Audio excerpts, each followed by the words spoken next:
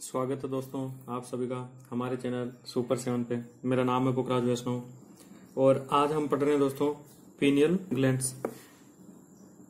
Last बचा दोस्तों pineal ग्रंथि जो शरीर में सबसे ऊपर मस्तिष्क में होती है दोस्तों। ठीक है, उसको पढ़ने से पहले दोस्तों थोड़ा सा रिवीजन कर लेते हैं और थोड़ी बहुत जो गलतियां हो गई थी दोस्तों उनको थोड़ा सुधारने का भी मौका मिला है, जैसा कि हमारी टेक्निकल टीम ने पहले एडवाइस कर दी थी दोस्तों। एक तो दोस्तों कोलिप हार्मोन बोल रहा था मैं, ये कोपिल हार्मोन करके बोल रहा था मैं, ये कोलिप हार्मोन है दोस्तों, जो आपका पैराथायराइड ग्रंथि के जो निकलने वाला हार्मोन है या जो पैराथायराइड हार्मोन है उसको कोलिप हार्मोन बोलते हैं दोस्तों। ठीक है दोस्तों, और दूसरा चलते हैं, इसको करते हैं रिवाइज दोस्तों। ठीक है दोस्तों, तो मेडुला पार्ट से पढ़ रहे थे दोस्तों कल, तो वहीं से चालू करते हैं कि एड्रिनल के मेडुला पार्ट से दो तरह के हार्मोन का सिक्रेशन होता है दोस्तों। एक तो एड्रिनलिन का होता है दोस्तों, नॉर एड्रिनलिन हार्मोन का स्रावन होता है दोस्तों। इस पे जो एड्रिनलिन हार्मोन होता है, नॉर एड्रिनलिन होता है, इन दोनों पे ही पीयूष ग्रंथि का कोई नियंत्रण नहीं होता है दोस्तों। ऑटोनोमस नर्वस सिस्टम का नियंत्रण होता है इसके ऊपर। और होता क्या है दोस्तों, जब इसका सिक्रेशन होता है एड्रिनलिन हार्मोन का, तो ये ऑटो में होता है दोस्तों, पीयूष ग्रंथि का कोई रोल नहीं है इसमें। उसमें ये ग्लूकोज का स्तर बढ़ जाता है दोस्तों, और जिससे शरीर में एनर्जी आती है, आरबीसी का स्तर बढ़ जाता है, एचपी का, मतलब कुल मिला के मेन है कि एड्रिनलिन हार्मोन का सेवन से ग्लूकोज का स्तर बढ़ जाता है दोस्तों। ठीक है दोस्तों, और जो लो बीपी होती है दोस्तों उसमें एड्रिनलिन का इंजेक्शन लगाया जाता है, जिसकी बीपी लो होती है।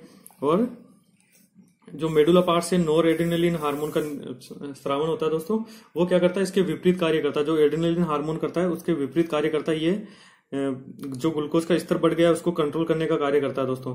इससे आपकी धड़कन कंट्रोल होती है, सारे व्यक्ति की जो स्थिति है वो सामान्य होने लगती है दोस्तों। ठीक है दोस्तों, और जब बीपी हाई हो जाता है दोस्तों, बढ़ी हुई बीपी के लिए नॉर एड्रिनलिन या नॉर एपेरिन का ये इंजेक्शन लगाया जाता है दोस्तों। फिर पढ़ रहे थे हम दोस्तों गोनेट्स जो जनन ग्रंथि है दोस्तों, जो क्या करते हैं दोस्तों, संतानोत्पत्ति के लिए उत्तरदायी है। पुरुषों में ये टेस्टिस होती है और महिलाओं में ओवरी होती है दोस्तों। इनका प्राथमिक कार्य होता है दोस्तों जनन में सहायक है। दूसरा, जनन हार्मोनों से अल्प मात्रा में सीक्रेशन होता है, जिससे आपके जितने भी ऑर्गन्स है जनन के वो उनका विकास होता है दोस्तों। ठीक है दोस्तों, मेल गोनेट्स में हमने पढ़ा था दोस्तों कि इसमें जो निकलने वाला हार्मोन होता है दोस्तों वो होता है एंड्रोजेंस। एंड्रोजेंस के तीन पार्ट है दोस्तों, टेस्टोस्टेरोन, एंड्रोस्टेरोन और एंड्रोस्टेनडियोल। ठीक है दोस्तों, एंड्रोस्टेनडियोन होता क्या है दोस्तों, इससे क्या है, सेक्स ऑर्गन्स जितने भी शुक्राशय, शुक्रवाहिनी, जो कल चित्र बताया था मैंने आपको दोस्तों, उनका विकास होता है। और सेकंड कैरेक्टर्स, जिससे दाढ़ी मुचकाना, आवाज का भारी होना, उत्तेजना, कंधों का चौड़ा होना, ये सारा इनका कार्य है दोस्तों। ठीक है दोस्तों, और जो एक एग्जाम्पल बताया था मैंने कि कास्ट्रेशन क्या होता है। कास्ट्रेशन होता है दोस्तों जो आपकी टेस्टिस इसमें भेड़ बकरियों में या इनमें निकाल दिया जाता है, उसी को बोलते हैं दोस्तों कास्ट्रेशन। ठीक है दोस्तों, फीमेल गोनेट्स पढ़ रहे थे दोस्तों। इसमें था दोस्तों जो हमने ओवरी पढ़ाई थी, फॉलिपियन ट्यूब पढ़ाई थी, फॉलिपियन ट्यूब और यूट्रस, ये तीन मेन है दोस्तों। जिसमें ओवरी से अंडों का निर्माण होता है दोस्तों, वो आपकी फॉलिपियन ट्यूब में चले जाते हैं। उसके बाद में यहाँ पे जाइगोट का निर्माण होता है दोस्तों, और वो उसके बाद में इसका पूरा विकास होता है जो यूट्रस में होता है दोस्तों। ठीक है दोस्तों, उसके बाद में हमने पढ़ा था इन विट्रो और in vivo. In vivo natural रूप से अगर बच्चे का जन्म हो रहा है तो उसको जो फैलोपियन ट्यूब में अगर हो रहा है तो उसको इन विट्रो, महिला और पुरुष के सहयोग से, तो वो नेचुरल हो रहा है तो इन वीवो।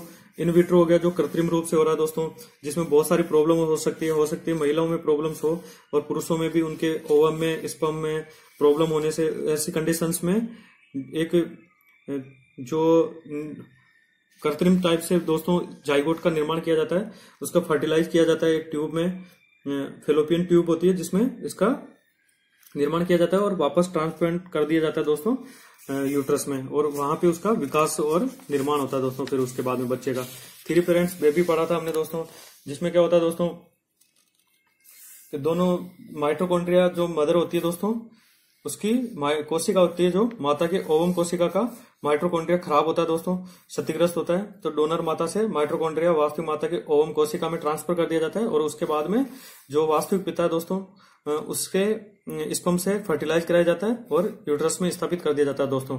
ठीक है दोस्तों, तो इससे 3 पेरेंट्स बेबी का निर्माण हो गया दोस्तों।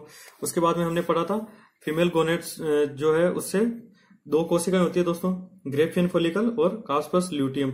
तो ग्रेफियन फॉलिकल से होती है दोस्तों एस्ट्रोजन हार्मोन का निर्माण होता है और कार्पस ल्यूटियम से प्रोजेस्टेरोन हार्मोन का निर्माण होता है दोस्तों। ठीक है दोस्तों, इनके कार्य क्या क्या थे? एस्ट्रोजन का कार्य था दोस्तों कि जो सेकेंडरी जो लक्षण होते हैं दोस्तों, जैसे हाई पिच होना, मेमोरी ग्लैंड्स का विकास होना, फिजिकल जो बनावट का विकास होना, ये सारे कार्य एस्ट्रोजन करता है दोस्तों। जबकि प्रोजेस्टेरोन ये क्या करता है दोस्तों, जो प्रेगनेंसी के टाइम एल्वेलाई का निर्माण करता है दोस्तों, कलेक्टिव डक्ट और इनका सबका विकास करता है, जिससे दुग्ध का स्रावण होता है दोस्तों। ठीक है दोस्तों, ये 9 महीने तक गर्भाशय के एटमॉस्फेयर को बना के रखता है दोस्तों। इसके बाद में इसकी कमी से बच्चा इमेच्योर बच्चा पैदा होता है दोस्तों। ठीक है दोस्तों, इसको प्रेगनेंसी हार्मोन भी बोलते हैं दोस्तों, एंटी अबॉर्शन हार्मोन भी बोलते हैं इसको, प्रोजेस्टेरोन को। और प्रसव पीड़ा अगर इसकी कमी हो जाए दोस्तों तो प्रसव पीड़ा पहले ही होने लगती है, जिससे इमेच्योर बच्चे का जन्म होता है दोस्तों। एक हो गया था जो कार्पस ल्यूटियम से रिलैक्सिंग हार्मोन का निर्माण होता है, जो जन्म में सहायक करता है और रिलैक्सिंग हार्मोन भी बोलते हैं इसको दोस्तों। अब पढ़ते हैं दोस्तों पीनियल ग्रंथि के बारे में। ये था रिवीजन अपना, पीनियल ग्रंथि के बारे में पढ़ते हैं।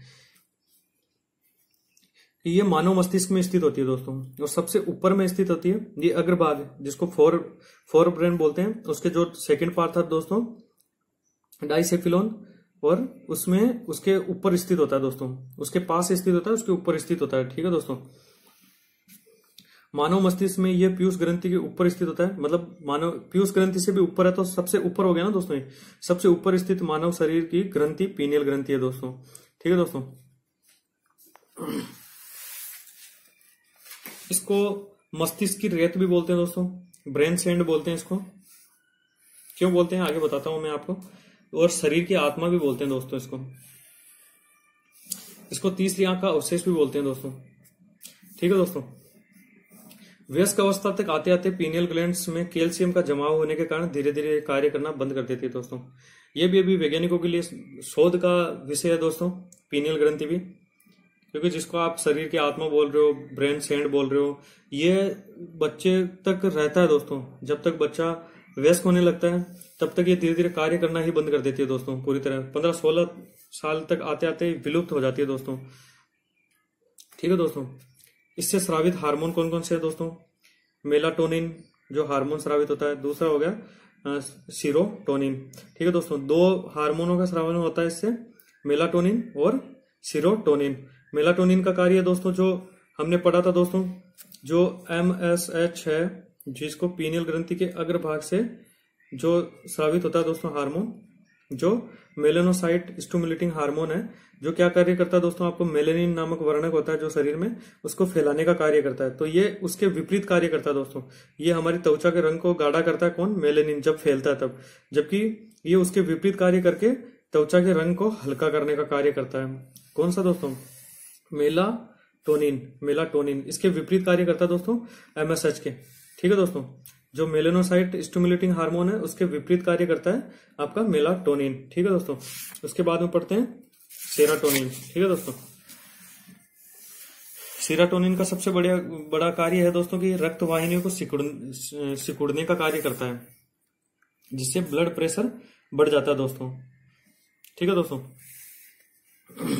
सीरोटोनिन का कार्य है कि ये रक्त वाहिनी होती है ना, जो जितनी भी अपनी ओवरी ये हो गई, क्या बोलते हैं इसको, आर्टरीज एंड वेन्स, इनको सिकुड़ने का कार्य करती है दोस्तों। ठीक है दोस्तों, सेरोटोनिन जैविक घड़ी का नियमन भी करती है। इसका मतलब बायोलॉजिकल क्लॉक होता है ना दोस्तों, उसको नियमित या नियंत्रित करती है।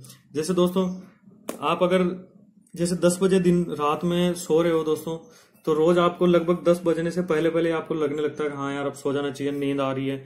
और जैसे सुबह उठते हो आप, जब आपका उठने का टाइम होता है, आप अलार्म लगाओ ना लगाओ, कभी कभार ऐसा होता है कि हाँ आपने जो रूटीन बन जाता है दोस्तों कि आप 5 बजे उठते हो, तो बिना अलार्म लगाए, अगर कभी भूल गए हो अलार्म लगाना, तो बिना अलार्म लगाए आपकी नींद फिक्स 5 बजे खुल जाती है। तो वो एक बायोलॉजिकल क्लॉक का निर्माण हो जाता है दोस्तों शरीर में। जैसे आप उठने के 2 घंटे बाद में अगर ब्रेकफास्ट कर रहे हो या लंच कर रहे हो उठने के 2 घंटे बाद में, तो आपका ये रूटीन में आ जाता है दोस्तों।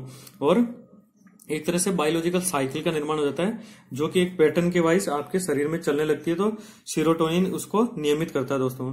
ठीक है दोस्तों, मेलाटोनिन जो आपके उसके विपरीत एमएसएच के विपरीत कार्य करता है। सीरोटोनिन आपके जैविक उसको घड़ी को नियमित करने का कार्य करता है, और जबकि जो सीरोटोनिन है उसका एक ये जो रक्त वाहिनी है उनको सिकुड़ने का भी कार्य करता है, जिससे ब्लड प्रेशर बढ़ जाता है दोस्तों। ठीक है दोस्तों, 2-3 टर्म्स है दोस्तों, देखते हैं। जैसे फेरोमोन्स, ये एक रासायनिक पदार्थ है दोस्तों जो विभिन्न प्रकार के जंतुओं द्वारा स्रावित होता है या वाष्पित होता है। ये रासायनिक पदार्थ है जो विपरीत लिंगी को आकर्षित करने का कार्य करता है। यह एक तरह की गंध है, एक तरह का रासायनिक पदार्थ है, एक तरह की गंध है दोस्तों, जो कि विपरीत लिंगी को आकर्षित करता है। डायरेक्ट अगर कभी टर्म के रूप में पूछ ले फेरोमोन्स, तो फेरोमोन्स विपरीत लिंगी को आकर्षित करने का कार्य करता है। ठीक है दोस्तों, ये फेरोमोन्स हो गया। केलोन्स, केलोन्स ये भी एक टर्म है दोस्तों कि इसमें क्या होता है ना, ये एक प्रकार की कैंसर रोधी रासायनिक पदार्थ है दोस्तों, जो शरीर में अवेलेबल है दोस्तों। पहले से ही बोलते हैं ना कैंसर का उपचार नहीं है। शरीर बॉडी ऐसी चीज है ना दोस्तों, बहुत ही कॉम्प्लिकेटेड है। अभी भी इस पे शोध चल रहे हैं साइंटिस्टों के, वैसे तो कंट्रोल में ये सारा कुछ, लेकिन अभी भी उनके नॉलेज से बाहर की बात है दोस्तों। अपने बॉडी जैसे माइंड हो गया, अभी भी उस पर शोध चल रहे हैं। पीनियल ग्रंथि पे शोध चल रहे हैं दोस्तों, थाइमस ग्लैंड्स पे शोध चल रहे हैं। बट आदमी बूढ़ा कैसे होता है उस पर शोध चल रहे हैं। यूट्रस में ऐसा कौन सा एटमॉस्फेयर होता है जिसके कारण बच्चे का जन्म यूट्रस में होता है, जबकि बाहर में अभी तक ऐसा वातावरण नहीं बना पाए कि जो ट्यूब में ही बच्चे को पैदा कर ले, ऐसा कुछ वातावरण अभी तक नहीं दे पाए दोस्तों। तो ये सारे शोध के विषय हैं दोस्तों। तो इसी तरह कोलेंस भी एक तरह का, एक प्रकार का पदार्थ है जो दोस्तों जो कैंसर रोधी है।